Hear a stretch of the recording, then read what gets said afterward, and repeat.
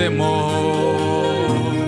byatumye abawe twuzura intimba n'agahinda mu mitima.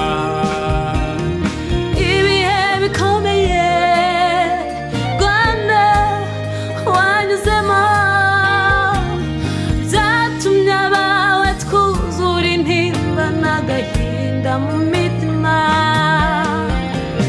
Abacu twavukijwe na jenoside bazize uko baremwe nta gicumuro, Imana yonyine izi uko bababaye. Turabibuka n'urukundo tubahoza ku mutima.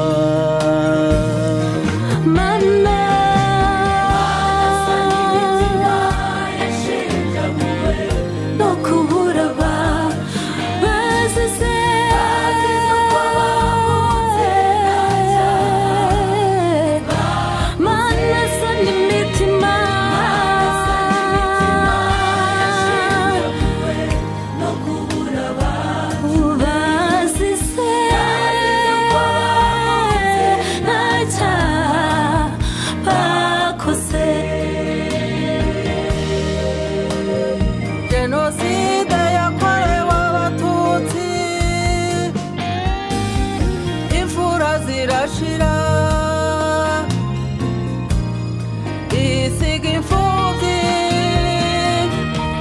isiga abapfakazi, isiga n'inshike. Abahasigaranye ubumuga ntibabarwa, u Rwanda ruhinduka icuraburindi.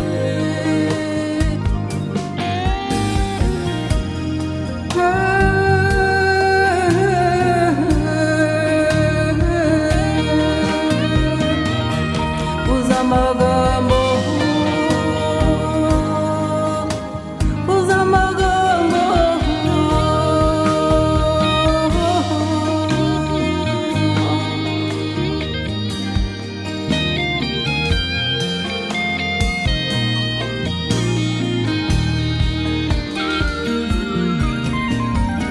Ariko nubwo amateka yawe akomeye Rwanda, urirwa icyizere rwarakurasiye.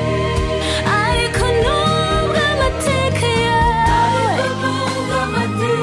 yawe akomeye, urumuri rw'icyizere rwarakurasiye.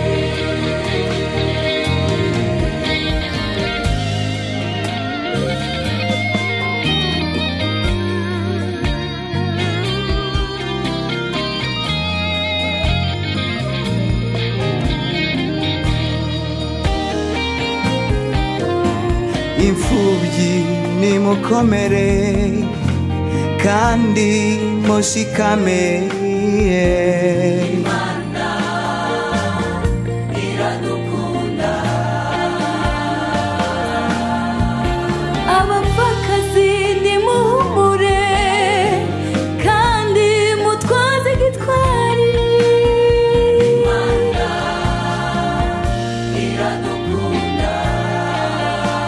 Turandura ingengabitekerezo ya jenoside, ndi umunyarwanda ishinga imizi.